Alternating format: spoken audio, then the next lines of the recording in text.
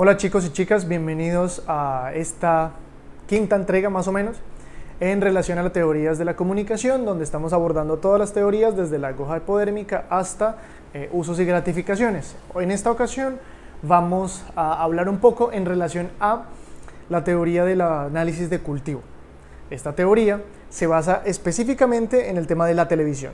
Hemos visto como, por ejemplo, la anterior, que era el Gatekeeper, hablábamos relación con el tema de la radio, pero ahora es la televisión en la que nos vamos a concentrar. Por tanto, el contexto donde se genera esta teoría es todo el boom de la televisión y las figuras mediáticas. La televisión, cómo llega a nuestras casas y nos reúne alrededor. Bueno, probablemente ustedes no tanto, pero las generaciones previas a ustedes sí se reunían alrededor de la sala a ver televisión a una hora específica, y eso cambió todas las rutinas y las formas de que nos comunicamos y nos relacionamos con los medios de comunicación. A partir de allí, el análisis de cultivo habla cómo, a partir desde la exposición continua y constante a un mismo contenido, hemos cultivado en las bases de nosotros una serie de interpretaciones, visiones y cosmovisiones de nuestra realidad.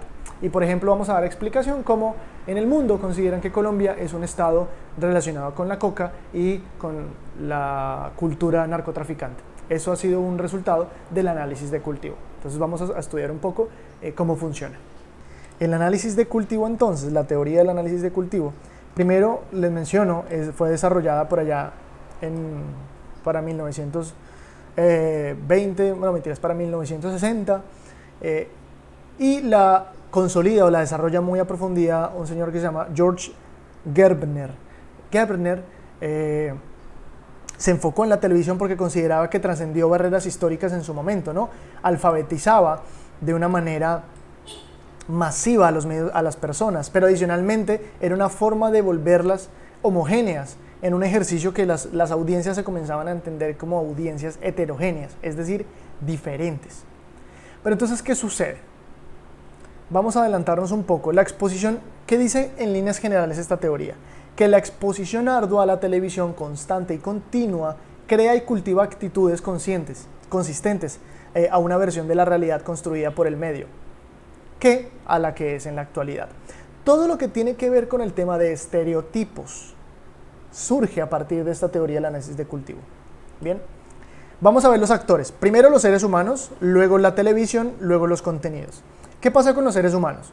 Son personas que dependen del contexto donde los estén viendo, su educación, su lenguaje, sus costumbres y su ubicación geográfica y su estrato socioeconómico.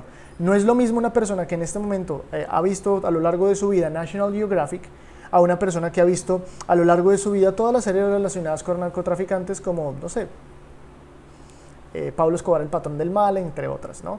Ese tipo de contenido, digamos que está inmerso en cierto tipo de audiencias, y esas audiencias en un contexto a su vez.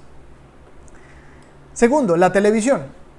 Nuevamente es un sistema de comunicación, pero adicionalmente no transmite solamente información, sino que transmite información a niveles generales. No solamente transmite información específica, es decir, no solamente noticias, sino también transmite cosmovisiones en relaciones a temas fuertes de la vida general, como el amor, como el miedo, como las emociones. Y aquí entonces hablar de, por ejemplo, en el tema feminismo, los esquemas de pensamiento machistas en relación a la mujer princesa que tiene que ser rescatada, ha sido producto del cultivo de esa a través de los medios de comunicación, principalmente el cine. Bien, entonces en esa línea, la televisión es un ejercicio de realismo representacional. ¿Qué pasa aquí? Es decir, lo que pasa en la vida también pasa en la televisión. Perdón, no, más bien es al revés, ¿no? Como dice TNT, lo que pasa en TNT también pasa en la vida real, o lo que pasa en la vida real también pasa en TNT. Y este es como el ejemplo más claro que les tengo para la televisión como un ejercicio representacional. ¿Listo? Y entonces están los contenidos. ¿Y los contenidos cómo funcionan? Primero, están absolutamente segmentados por franjas. Ahí estamos hablando del tema del gatekeeper, la previa teoría. Saben cómo son sus audiencias, saben a qué están. Los espectadores son selectivos al no ver un programa. Y las personas efectivamente ya empiezan a elegir cuáles son los programas con los cuales se sienten más atraídos. Y dentro de esa lógica surge algo que se llama el prime time. El prime time es la franja más popular en la televisión, y estamos hablando de la franja de las 7 de la noche, por ejemplo. Y no es raro que a las 7 de la noche, bueno, ha estado un poco cambiando, puede ser ahora en la actualidad entre 7 y 9, pero ahora a las 7 de la noche van todos los noticieros.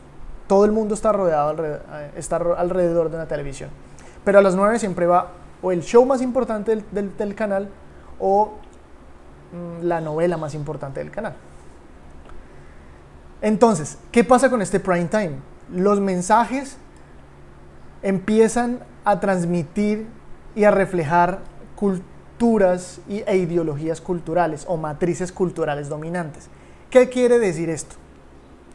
Quiere decir que si usted en el prime time va a transmitir Pablo Escobar, el patrón del mal, sin tetas no hay paraíso, sin senos no hay paraíso, con senos sí hay paraíso, etcétera, etcétera, etcétera, y todas esas novelas durante más de 10 años, pues muy seguramente en los próximos 20 años la gente va a pensar que lo que vio durante todos esos años cultivándosele esa información va a terminar siendo un ejercicio que se va a ver en la realidad, es decir, Colombia es una sociedad basada en la cultura del narcotráfico, y aunque sea verdad o no, eso ha sido producto de ese estímulo constante.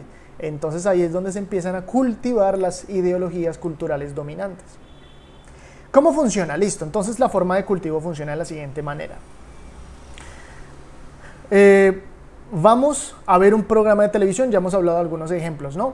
Vemos patrones que se repiten, estables, penetrantes, son virtualmente creados, son ya cosas absolutamente estratificadas, ¿no? Entonces la figura de la mujer aquí funciona muchísimo. ¿Por qué? Porque la figura de la mujer ha sido la que más se ha cosificado alrededor de la televisión, alrededor del cine, alrededor incluso de otros medios no tan santos como la televisión, y lo han cosificado, la han eliminado. Entonces, por ejemplo, el tema de la medidas de la mujer 90-60-90 ha sido un elemento que ha vendido mucho también, obviamente la publicidad, pero ahí entran los medios de comunicación como un ejercicio de cultivo, ¿listo? Y entonces los mensajes que se transmiten en este análisis comienzan a ser mensajes y cuyos sistemas son elementos que no varían, que son los mismos siempre y que son complementarios e inorgánicos. ¿Qué quiere decir esto? Que usted si ha visto si usted ha visto una novela, o si usted veía una novela, chicos, ojalá tenga la posibilidad de ver una novela en los 90 del tema del narcotráfico, si ha visto una, las ha visto todas. Si usted ve un noticiero en la actualidad, a las 12 del día, ha visto uno, ha visto todos, porque todos manejan los mismos patrones. ¿Listo? Entonces, ¿qué sucede dentro del proceso? Primero, el contexto social influye. No es lo mismo nuevamente una persona que ha visto siempre TNT a una persona que ha visto National Geographic toda su vida, porque su factor familiar influye. ¿Qué quiere decir esto? Que el análisis de cultivo no homogeniza a toda la audiencia, homogeniza ciertos sectores por los intereses. Bien. Segundo, la televisión crea y refleja imágenes, opiniones y creencias, efectivamente lo hace. Por ejemplo, los narcoestados, las narconovelas, las figuras de las Barbie, etcétera, etcétera, etcétera. Incluso las figuras de la persona, del hombre atractivo, del hombre rico que se enamora de una persona, de una mujer pobre y la saca de pobre. Pongamos un ejemplo muy repetido en miles en centenares de novelas. Y tercero, el cultivo es un ejercicio, proceso continuo y dinámico, es decir, no es un proceso que se surge de un año a otro, es un proceso que surge en décadas, incluso hasta generaciones. Y dentro de esa línea, ¿qué sucede? Nuestro autor, Gebner, dice que lo que nosotros vemos en la televisión, estamos haciendo una observación de un mundo construido de manera tal para que pensemos que no es ficción. Es decir, cuando ustedes ven las cosas y ustedes dicen, pero es que yo se lo vi al autor tal, pero eso pasó en la película tal, pero es que eso, crean que eso primero es ficción, segundo, fue creado para que usted creyera que no es ficción, para que usted crea que es la vida real, porque entre más realista sea, mejor identificado se va a sentir usted. Entonces, por ejemplo, yo por allá en el 2010 en 2006 creo, vi una película que se llamó Actividad Paranormal, y Actividad Paranormal fue un boom, un hito en las películas de terror, porque al igual que por ejemplo El exorcismo de Emily Rose, basaban sus historias en historias reales, y era tan real la película que nos hacía dudar de que eso fuera una ficción. ¿Listo? pero está construido para que nosotros dudemos de que fuera una ficción. Entonces esas películas tuvieron tanto boom por eso, porque no parecían ficción, parecía real, y eso ayuda bastante. Y entonces estos estudios hacen, por ejemplo, que se segmente que una persona que ve MTV y ha visto MTV durante los últimos 15 años de su vida tenga unas ideologías y unas formas de ver el mundo y de entenderse y relacionarse con otras personas y tener otros imaginarios y estereotipos diferentes a las personas que han visto CSI toda su vida o han visto las narconovelas o otros programas. Bien. Y aquí hay algo interesante. Primero, hay una existencia, es decir, hay unos contenidos, hay unas prioridades, hay unos valores y unas relaciones. Todo esto se modifica con el cultivo, ¿listo? Lo que yo existo, mi existencia, lo que yo consumo después del cultivo, después de yo haber visto, supongamos que vimos durante 10 años las narconovelas. ¿Qué tipo de contenido yo voy a consultar? Y no quiere decir que esto sea malo o bueno, quiere decir que es producto de. Entonces, ¿qué prioridades tengo yo en mi vida? De pronto yo quiero más bien motos, carros, plata, a otro tipo de cosas. ¿Qué valores? ¿Listo? Frente a la mujer, frente al hombre. ¿Qué relaciones voy a yo tener amorosas? Relaciones basadas en la intelectualidad de los libros que leemos, por ejemplo, o las relaciones basadas de pronto en los tipos de música y los intereses y los ambientes. Piensen un poco en eso. Piensen un poco que todos hemos sido producto de eso. ¿Listo? Todos hemos sido producto de eso. Y aquí quiero dejarle 3 cosas. Chicos, nosotros o muchas generaciones en la actualidad tenemos el síndrome del mundo pesimista. Es decir, nosotros creemos, por ejemplo, o bueno, a nivel mundial creen que, por ejemplo, Colombia es coca y violencia. ¿Por qué? Porque a lo largo de décadas se les ha vendido internacionalmente que esas han sido las estéticas de nuestro país. Y no quiere decir que eso sea malo, ni bueno, no quiere decir nada de eso. Quiere decir es que eso es producto de un cultivo constante y continuo en medios de comunicación masivos visuales. ¿Qué quiere decir entonces esto? Que los espectadores ven un mundo cruel y malo y peligroso si están expuestos constantemente a informaciones que tengan que estar relacionadas con temas similares. ¿Qué quiere decir esto? Que si usted se acostumbra a ver únicamente cierto tipo de contenido violento, probablemente usted va a empezar a crear ciertos elementos de conductas violentas. ¿Qué quiere decir esto? Ojo, quiero ser muy puntual. No quiere decir que porque usted ve una televisión violenta, usted se va a volver violento. No.